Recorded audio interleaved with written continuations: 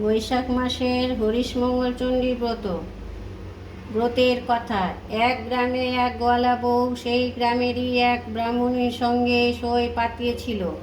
এদের মধ্যে ভাবও ছিল খুব। প্রত্যেকবার বৈশাখ মাসে ব্রাহ্মণী হরিশমঙ্গলচণ্ডী ব্রত করতেন, আর গোয়ালা বউ তার ব্রত করা দেখত।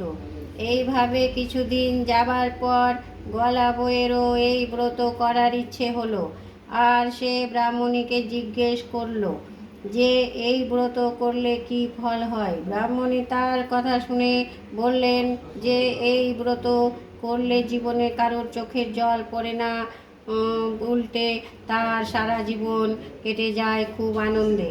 গলা বইয়ের আর আনন্দ ধরে না, সে ধরে বসলো ব্রাহ্মণীকে আর বলল যে সেও এই ব্রত করতে চায়। ব্রাহ্মণী গলা বউকে অনেক বোঝালেন। তিনি বললেন, তুমি পারবে না সই, এই ব্রত করা খুবই কঠিন। কিন্তু গোয়ালা বউ তার কোনো কথাই শুনতে চাইল না। শেষ পর্যন্ত ব্রাহ্মণী বাধ্য হয়ে তাকে ব্রতের সব কথা বলে দিলেন। এরপর গোয়ালা বউ বৈশাখ মাস পড়ার সঙ্গে সঙ্গে গোয়ালা বউ এই হরিশমঙ্গলচণ্ডী ব্রত করতে আরম্ভ করে দিল। এইভাবে দুটো ব্রত করার পরই মা মঙ্গলচণ্ডী তার উপর দয়া হলো, আর সঙ্গে সঙ্গে ঐশ্বর্য, সুখ ও সমৃদ্ধিতে ভরে উঠল গলা বউয়ের সংসার। এর আগে গলা বউ খুবই গরিব ছিল। এখন তার এত ধন দৌলত হওয়ার ফলে সে কেমন যেন ব্যতিব্যস্ত হয়ে পড়ল। সে আর সহ্য করতে পারল না তার অবস্থার এই পরিবর্তন। এখন খানিক কাঁদবার ইচ্ছে হতে লাগলো তার, কিন্তু যার এত ঐশ্বর্য তার কান্না আসবে কেমন করে। শেষে গলা বউ আবার গিয়ে ব্রাহ্মণীকে ধরে বসলো আর বলল, সই, আমি আর এসব সহ্য করতে পারছি না, ইচ্ছে হচ্ছে খুব খানিকটা কাঁদি। তুমি আমায় বলে দাও সই, কি করলে আমি খানিকটা কাঁদতে পারবো।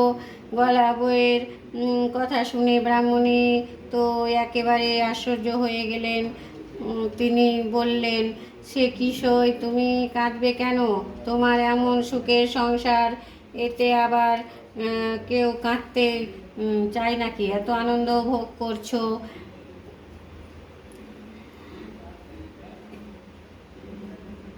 এই যে হরিশমঙ্গলচণ্ডীর ব্রত, এই ব্রত করার ফলে শুধু আনন্দই হয়, কান্নাকাটি এর কাছে আসতে পারে না। আমি তো আগেই তোমাকে বলেছিলাম যে এই ব্রত করা খুবই কঠিন, তখন শুনলে না। এখন কাঁদতে চাইলে চলবে কেন বলো? গলা বউয়ের তখন প্রায় পাগলের মতো অবস্থা। সে বললে, আমি কাঁদতে না পেলে বাঁচব না সই। তুমি বলে দাও কি করলে আমার কান্না আসবে। সইয়ের কথা শুনে ব্রাহ্মণী খুবই চিন্তিত হয়ে পড়লেন, আর গলা কি বলবেন কিছু ভেবে পেলেন না। এমন সময় তার চোখে পড়ল একটুখানি দূরে একটা চাষের ক্ষেত। সেখানে অনেকগুলো লাউ কুমড়ো ফলেছিল। ব্রাহ্মণী গলা বউকে বলল, যাও ওই চাষের ক্ষেতটাতে গিয়ে গাছগুলোকে একেবারে ছিঁড়ে কুড়ে দাও, তাহলেই চাষারা খুব রেগে গিয়ে তোমাকে খুব গালমন্দ দেবে, তাহলেই তোমার কান্না আসবে।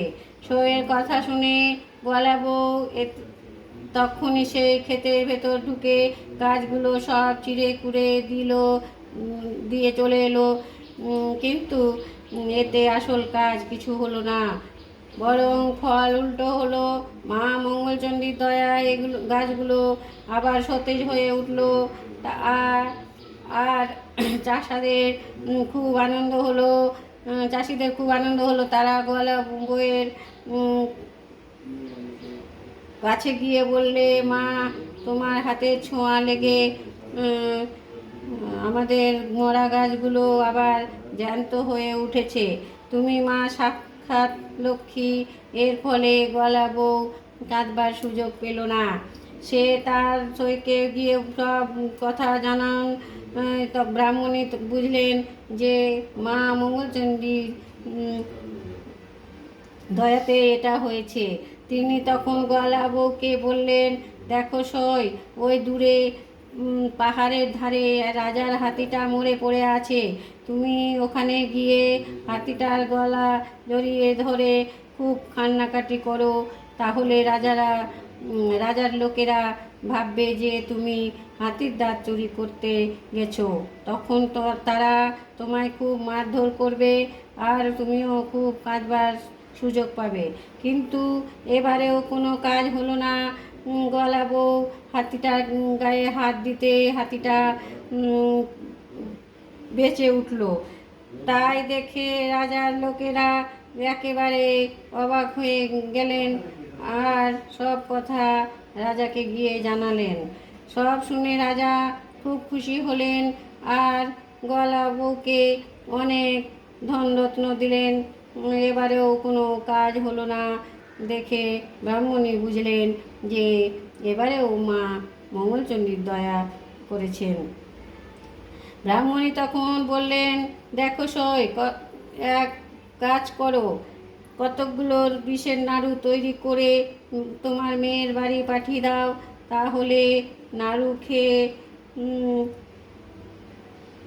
তারা সবাই মরে যাবে, আর তুমিও তখন কাঁদতে পারবে। সইয়ের কথা মতো গলা বউ তাই করলো, কিন্তু মা মঙ্গলচণ্ডীর দয়ায় বিষের নাড়ু অমৃত হয়ে গেল। মেয়ের বাড়ির লোকেরা খেয়ে খুব খুশি হলো, আর আরও কিছু নাড়ু পাঠাবার জন্য লিখে পাঠালো। এতেও যখন কাজ হলো না, তখন ব্রাহ্মণী গলা বউকে বললে, যখন কিছুতেই কিছু হচ্ছে না, তখন তুমি মা মঙ্গলচণ্ডীর ব্রত করা ছেড়ে দাও। সই বিরূপ গলা বউ মঙ্গলচণ্ডীর ব্রত করা ছেড়ে দিল। এতে মা মঙ্গলচণ্ডী